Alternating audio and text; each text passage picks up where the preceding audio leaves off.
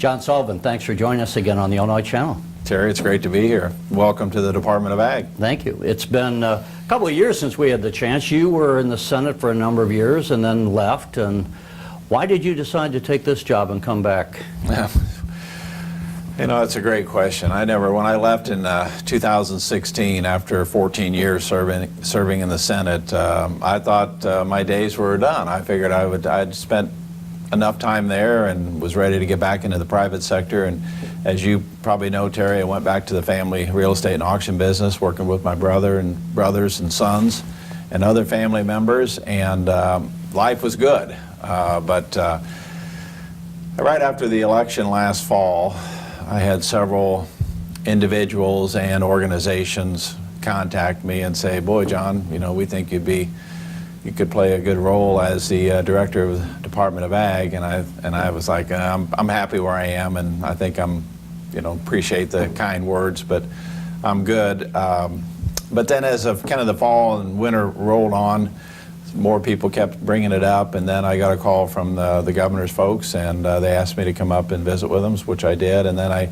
ended up having probably almost a 2.5-hour sit-down with then Governor-elect Pritzker, and we really had a good discussion, and I will tell you that conversation is really what put me over the top, and decided that if it was offered to me that I would probably take it, likely would take it, and it was offered, and so here I am. I'm not going to ask you to tell me something you shouldn't tell me, of course, but in fact, I'd love to sit down with the governor, because I think he's still, in many ways, an unknown quantity to a lot of people. We're kind of getting to see him, but he was never really in the limelight. I mean, like, you know, senators who were elevated, maybe we knew over the time. Right. And I've always wondered, I often use the example, what do you think the guys in Chicago in the legislature know about growing corn? And then I say, but think about this, 2/3 come from Chicago, and no ag bill passes without their votes. So what do we want them to know about growing corn? And so I would kind of turn that with the governor. Because one of the things I wanted to know is, when you look at, and you've obviously been around, we said, in your time in the Senate, and you are a farmer as well. When we look at Illinois agricultural policy over, say, the last 10, 20 years, have we been doing it right? And if we haven't been, what should we be doing differently? Mm-hmm. And part of what, since you just brought that up, I was kind of curious, what does the governor know? Does he come with a set of policy initiatives for rural broadband? To what extent? Or does he saying, John, you know, I'm a city guy, I need your guidance? Well, that's a long question with lots of different answers there. I'll start this way, Terry. First of all, I said that sit-down that I had with the governor over 2 hours was really the tipping point as far as me really considering this position.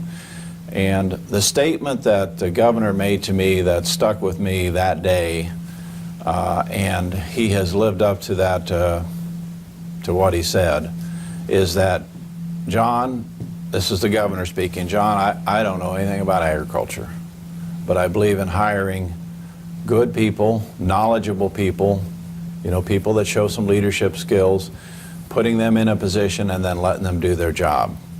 And first of all, for somebody as powerful as the governor of the state of Illinois to admit, first of all, hey, this is an area I don't know anything about. I know a lot about a lot of things, but agriculture I don't. Right. And for him to make that statement that I believe in, you know, putting good people in and letting them do their jobs, which he has allowed us to do here at the Department of Ag, that really meant a lot to me. You know, I think there has been, not just with the Department of Ag, but other agencies, state agencies, where there's been micromanaging from the second floor. And I think that that's not a good way to lead, and so you know, that was very important for me. And going to the next statement that you made, 2/3, you know, roughly 2/3 of the people in the state of Illinois live in, you know, Chicagoland. There you go. So Cook and the Collier counties, basically, and very few of them, and fewer every day, have really any knowledge of agriculture. So for a bill or a piece of legislation or an initiative in the state of Illinois that benefits agriculture or benefits farmers, if it's going to be a piece of legislation, we have to have their support. to pass it Right. on both sides of the aisle. So you have to work, right? It's working in a collaborative way with your colleagues or with members of the Senate or the legislature or the ag community. It's working together and trying to find common ground, which, Terry, when I was first elected to the Senate back in '02, sworn in January of '03, there was one other senator out of 59 senators representing the entire state of Illinois. And keep in mind, the state of Illinois, 75% of the state of Illinois is considered to be agricultural land. So 75% of the geography of the state of Illinois is considered to be ag land. And yet, one other senator and myself were the only two members of the Senate that had any ag experience or, any production ag background. That other senator left a short time later. He went on, took another position, and so I was the only member out of 59 that had any ag experience to speak of, and certainly was the only active farmer in the Senate. So it soon, that propelled me into a position which I had no idea when I was running for the Senate back in 2002 that that I would become basically the spokesperson for ag in the Senate. Now, there are some members over in the House that are farmers and have some background, which is a good thing. But in fact, Darren Bailey, I think, has, 12,000 acres he does farms, he? something Yeah, like that. I wasn't even aware of that, but I know that obviously several there that have some experience, especially, kind of from southern part of the state, more so. But so anyway, with that background, and then the last question that you asked was the policy, the policy-driven side of this. And so, to me, it comes back to, building relationships and educating the public as to, what issues are important for agriculture, why we're pushing, these items, why we're trying to either get a legislative fix or, money in a budget to promote agriculture. It is really, it's just absolutely, it's a process of educating the public and the policymakers. I would guess one of the advantages you have, because I think, as we said, the members from Chicagoland know next to nothing about agriculture. I myself grew up in St. Louis. I didn't know until I moved to Illinois what sweet corn was. I thought the corn we saw in the field was what we had on the table.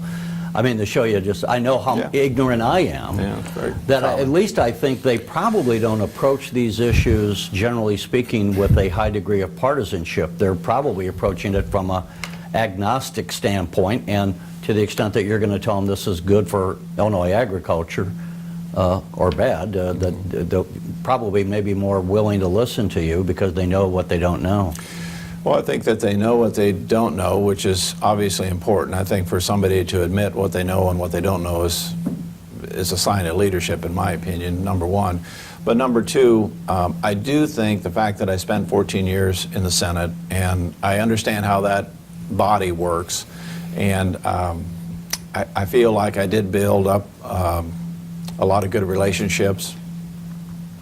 Certainly respect from colleagues about my knowledge of either agriculture, but maybe hopefully more generally speaking, just issues in general, that I'm really a stickler for wanting to know the facts. When and whenever there was a piece of legislation brought before me that was not in my wheelhouse, something that I wasn't familiar with, and somebody had come in and asked for my vote for or against a piece of legislation, I would drill them on the facts. I wanted to make sure, because I needed to know what those facts were before I could make an educated decision. Mm-hmm. And I think my colleagues understood that and respected me for it. I didn't try to make decisions and votes based on who was supporting an issue. I was trying to make decisions based on what was the right thing to do and the facts in front of me. So with that, with that background now as the director of the Department of Ag, we play a lot of different roles. I think more roles than it's, when you think about Department of Ag, you think of, livestock and corn and soybeans, but really we do a lot more. We do much more, especially on the regulatory side, with meat inspections and seed and feed and fertilizer, and the seed that you buy at in a box store or whether it's grass seed or whatever it is, we play a role in that. Meat inspections, at all the different processing plants around the state of Illinois. And a new role that we started playing here recently was with medicinal marijuana, with the Medical Cannabis Act of the Department ag plays a very significant role in the regulating and the overseeing of those facilities. So we have, you know, a lot And of... I wanted to clarify, did you say the National Cannabis Act? No, the medical marijuana. Yeah, medical right. marijuana, yes. So but at any rate, so yes, obviously cannabis is a crop. It is grown, but it's very, very heavily regulated, and the Department of Ag, we have been and continue to be very involved in that whole process. You know, by the way, I'll back up and say something you can't say, but I heard from a whole lot of people who know you that they were very pleasantly surprised that you were selected because you are admired, I think, across the aisle as being a straight shooter. So to that end, you know, I think it also kind of gave some credibility to the new governor because people didn't know what to expect, and they thought he made a number of good appointments right out of the gate. Yeah, and you know, to that point, you know, my announcement that I was going to be the director of the Department of Ag was done in the same press release as David Harris, right? A former House Republican. I'm a Democrat. David's a Republican, but also somebody very respected. David was appointed as a director of Department of Revenue. So I've known David, you know, because of our time in the General Assembly, and somebody that was, I would say, equally respected on both sides of the aisle. I would agree with that, and I said I think it was right about the same time Dan Hines as deputy governor. So I mean, these were known quantities. We Right. knew sometimes you're going to bring in someone who might be wonderful, but we don't know him. You Exactly. know, and Yeah. so there was a lot of, well, that's good. That's good. Yeah. To that end, when you then, okay, so the governor gave you this mantle and this responsibility, and knowing what you know, how did you go about, what are your top priorities at this point in time, and how did you go about selecting those to focus on? So when I had that sit down with the governor, one thing that we talked, he asked that same question, you know, what do you think the Department of Ag, what kind of role can the Department of Ag play, and what should some of the top priorities and initiatives be? And I told the governor at the time, I said, I'm so frustrated with the rural parts of the state losing population. You know, young people especially leaving and going to the larger metropolitan areas. And I would love to see individuals remain in, I live in a very rural part of the state, and I think there's no better place to live. And but I told the governor, I see part of the problem that people are leaving is a lack of infrastructure. Now, when you think of infrastructure, I think you automatically think of, you know, roads and bridges and schools and, you know, libraries and buildings and what such, which is absolutely correct. But I said one of the biggest challenges that I see is the lack of internet or broadband service. And it's either the lack of, either it's not there at all, or it's not there at a level to really be able to run a business or even you know, work out of your own home. And the governor, I mean, just immediately jumped on that, agreed 100%, was aware of the issue because as he had traveled the state, you know, during the campaign and what have you, and he got it. Saw how I can't access the internet here. Absolutely, yeah. right. So he got it, he understood it. And so, fast forward a couple months, so then now I'm appointed as the director of the Department of Ag, and I did several interviews, you know, what's the initiatives, what's the Department of Ag going to work on, and obviously we have a lot of things under our wheelhouse, as I mentioned, but I said in several of those interviews, I said that one other initiative, and this doesn't really fall under the purviews of the Department of Ag, but rural broadband, you know, rural access to better access to the internet is going to create jobs in the rural parts of the state, and hopefully that will keep and retain people and businesses in those areas. Well, the governor saw a couple of those articles. He shot me an email a short time later, and he said, John, I saw your remarks. You know, this is a follow-up to the conversation that we had earlier. I appreciate what you're doing. I'd like you to take the lead on this, and you know, and work on how we can increase broadband capacity across the state of Illinois. So I have spent a great deal of my time here on a lot of different issues, but certainly on trying to put together a team of individuals to figure out. We've identified several things. First of all, we have to identify where there is the need for increased internet and broadband service, and then, you know, what it's going to take, you know, to put service back in there, and that's the infrastructure part of it. And then, of course, the third part of it, dollar-wise, how many dollars is it going to take to make a difference? So that's what we've been working on, and I've been working on, you know, here at the Department of Ag. I often compare this to Franklin Roosevelt had in the rural electrification. We didn't want to have electricity just in the cities, and by the same token, if you don't have access to the internet, or in a, you know, in my business, and I would say everyone's business. I tell people, and I used to be in the printing business in the 1980s, video is the new paper. That if you're the corner butcher, you still need to have a video strategy. You might be able to go on your phone and say, pork chops are half off until 5 o'clock. But you need to be able to communicate in the format of the 21st century. Absolutely. I would agree with you. So first it was electricity out in the rural parts of the state. You know, that was kind of how some of the co-op systems started, is because there wasn't a population, so they, you know, they brought people together and they got electricity out to the folks that didn't have it. They were the last, really the last individuals and homes to get electricity. But then the next phase, and this is what I would say was kind of through the 70s, maybe in the 80s and the 90s, that was water, rural water to homes. Water is an important necessity, and a lot of wells, you know, a lot of rural homes operated off of drilled wells, and those wells were, you know, either having issues with quality or quantity. And so then there was an effort, state and national level, to run rural public water lines out to the rural parts of the state, and that was very successful.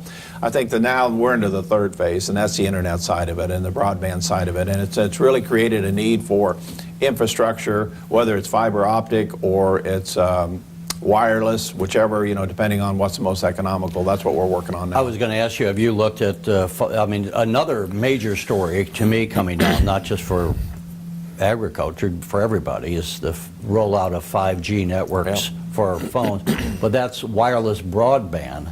And I didn't know to what extent you, if any, have yet looked at what 5G might do. Might that be better than the wired, you know, for cost reasons, or just so Terry, what I did is, this was an issue that I really have had very little knowledge on it prior to taking this role. Right. So what I had to do is educate myself. So I started reaching out to all the stakeholders. I talked to all the providers. I talked to the co-ops. I talked to the, you know, the installers, the people that put it in. I talked to landowners and Farm Bureau and IDOT, and, you know, these are all counties and townships. These are all access issues, you know, as far as getting the ability to lay fiber or put that infrastructure out there. So I brought them all together. As a matter of fact, we had a meeting in our auditorium here at the Department of Ag. It's probably been a month ago now. There was 50, 60 people there, represented of all of these folks, and we had a several-hour meeting talking about what the issues were, what we needed to do, how we could move forward. It was a great discussion. From that meeting, we then have broke into 3 working groups. One talking about the infrastructure, one talking about the revenue side of it, and another talking about maybe some of the legislative access issues. And so we have been now working in these smaller working groups, because here we sit here on the, the 23rd of April today. Right. The General Assembly comes back into session next week, so basically the month of May is what is left before you know, the clock runs out, the calendar runs out, and the General Assembly likely will leave town. So we have just really 30 days left, is what I'm saying, to try to find what we need in the way of infrastructure. That's where the 5G, you know, comes into, you know, whether it needs to be fiber optic laid, does it need to be wireless, you know, tower to tower. You know, there's a satellite version that's available as well. I mean, there's lots of different things that we can look at on the infrastructure side, but we need to determine. They're also looking, and this is a huge issue. There's no map of the state of Illinois that shows where service is currently and at what level, and really? And also. You know, what, you know, who services that area, or what, you know, what kind of providers. Now, over on the wall, your viewers can't see it, but over on this wall behind me is a map, and it's an FCC map, And it does give general an outline of what kind of service there is across the state of Illinois, but it's very general, it's not specific, and it's also outdated. It's about 2 years old.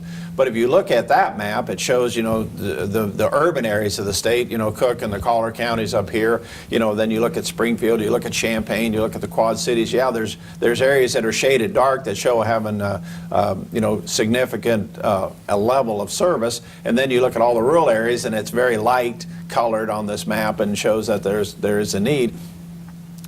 Generally speaking, that's true, but there's pockets within each of those areas that there is a need. And so the first thing that we asked in our working group is we need to know where there is currently service and who's providing it and what you have in the way of infrastructure.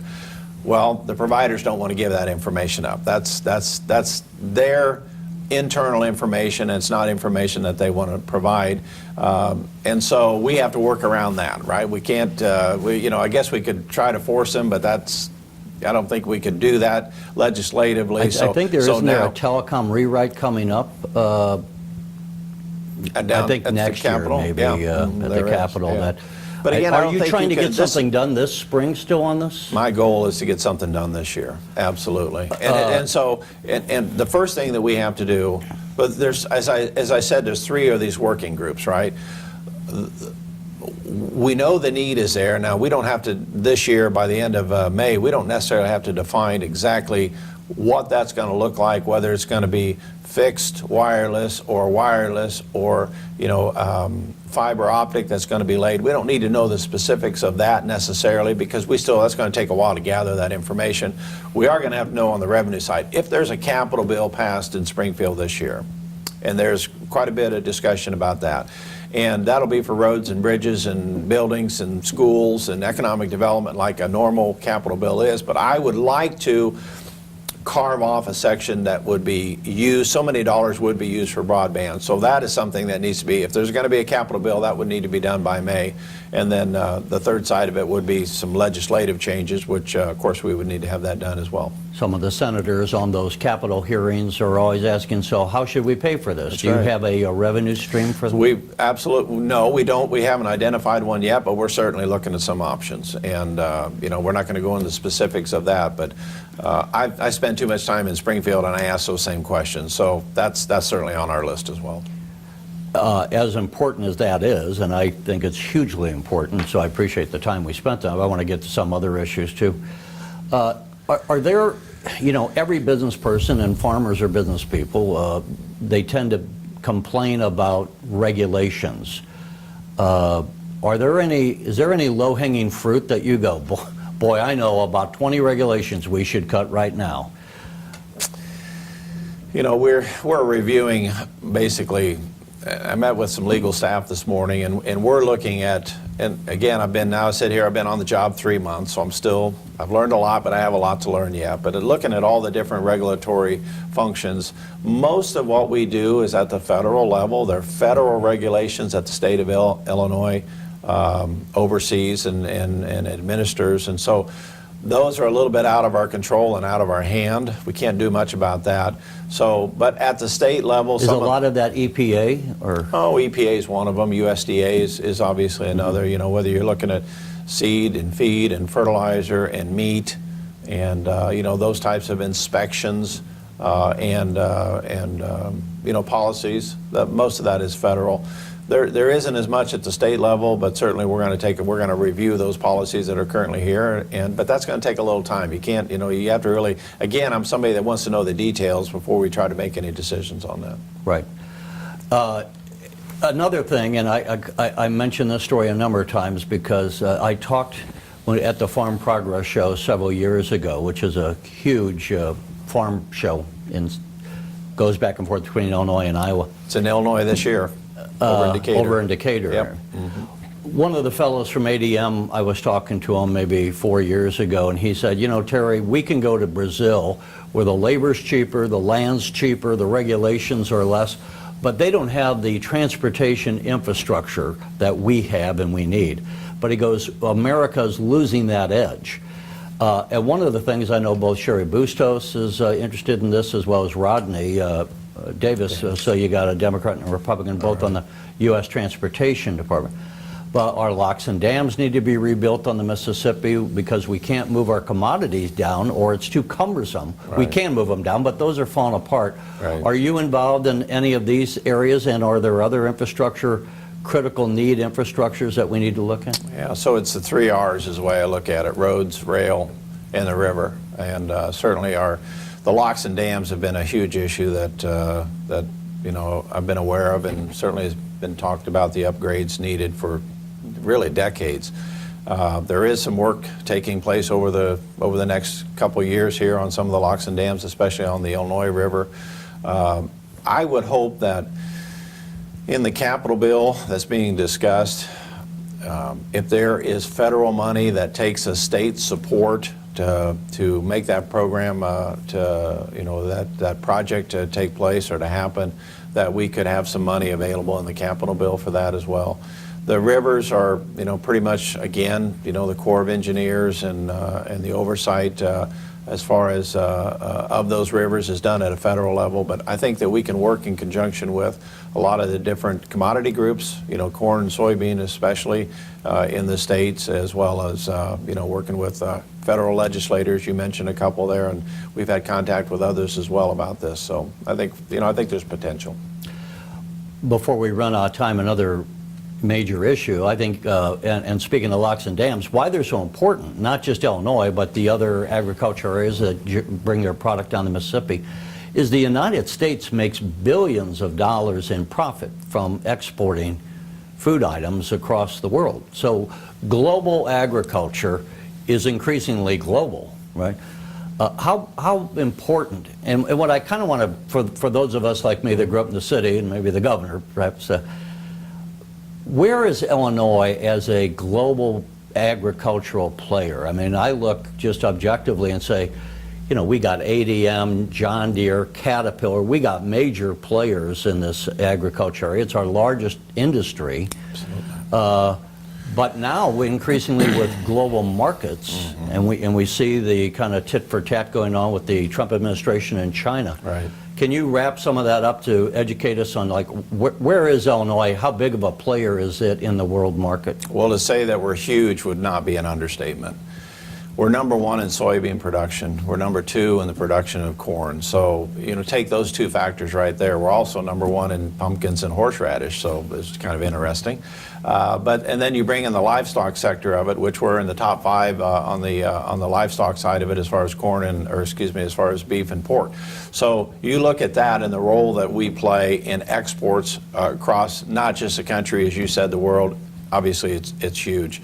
And I get asked all the time, what kind of impact is the tariffs and the trade wars having on farmers, not just in Illinois, but across the country, and it's absolutely huge. I farm, as you mentioned, a small operation over in Rushville, over in Schuyler County, but I know enough that what it takes to grow an acre of corn and grow an acre of soybeans, or to finish out a hog or a steer or something, to that end, and the dollars that it takes to do that and the profit is simply not there. The livestock sector's a little better right now, but certainly on the grain side of it, it is really tough, and farmers are not making any money right now. We're going backwards. And the problem is the commodity prices. That's something that's out of our control. We can't produce a product and say, okay, we want X number of dollars for it because that's what we have in it, and then put a little bit on the end for a profit. We don't have that ability. Those markets are set by, traders across the world. So right now, those commodity prices are too low, and there's not any money to be made. And certainly one of the reasons for that is the trade wars that we have with China, which is one of our, if not our largest trading partner there, especially on some of those commodities. We don't know. Might be resolved in the short term. Might be, but every day that, it's been going on for a year now, and every day that goes, my background, as you probably know, Terry, I spent 20-some years as an auctioneer in my family's business, and, we deal with farmers every single single day. That's what we specialize, is farm machinery and farm land. And so we're dealing with farmers literally every day, and also because of our background with farming, it's tough out there right now. And so farmers are struggling, and we need a resolution sooner rather than later. And every opportunity that I get to talk to our federal legislators, this is something that they are aware of. They know it needs to be resolved. Everybody keeps saying, we got to give the president time to get this resolved. I don't know how much time we have. In some instances, I'm not sure how long folks can hang on. The last thing I do want to bring up, and I'm changing the subject 100% here, Terry, Sure. if I can. Another thing that we spent a great deal of time on, and the reason I bring this up is that it could be another commodity that Illinois farmers could grow, and that's industrial hemp. I meant to bring that up when we were talking about marijuana. Oh, okay. Yeah. So so last year the General Assembly passed the Industrial Hemp Act here in Illinois, and also the Federal Farm Bill has a provision in it that was passed last year in D.C. A provision within it to deal with industrial hemp as well. The Department of Ag, we play a significant role in that. The General Assembly passed the act. The Department of Ag has define the rulemaking part of that, so all the details within the act that needs to be enacted on. We've done those rules. We've sent them to JCAR, which is the last step. It's an administrative committee down at the Capitol. They have signed off on it. So we're sitting here on the 23rd of April. By the 1st of May, the permit for individuals to apply to grow hemp in Illinois is going to be online at the Department of Ag's website, and tremendous amount of interest. What is, I think of the ropes. So we used to have industrial hemp, absolutely, right? And then because of the marijuana connection, it kind of got pushed aside.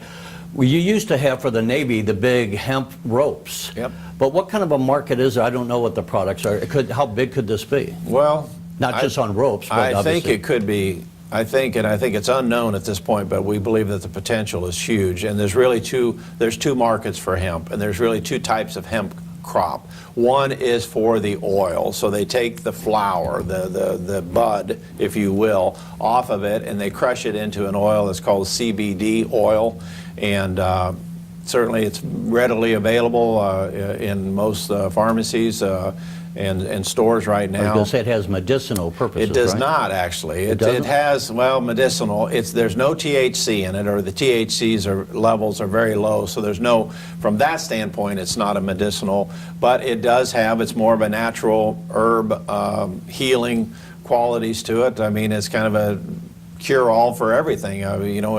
From the folks that know about it, I'm not really knowledgeable on it, but that's where a significant portion of the hemp is used for the CBD oil.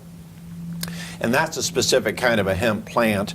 And then there's also, the other type is for fiber. So this is what's used for the rope, right. What they use for the rope. But they also use it for a plastic type material. They'll use it as, for panels inside of a vehicle, for example. There's over on the shelf over there behind you is a toy that was made from a similar type of a product.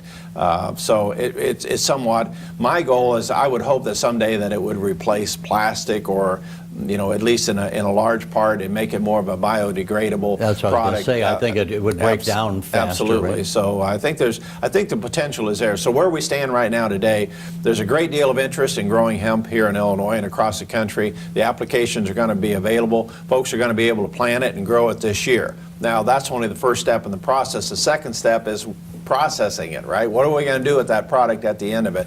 Currently in Illinois, there are no processing plants in Illinois that can either make the oil or the fiber. But there are places across the country, other states that have been ahead of the curve here, that will be able to process it.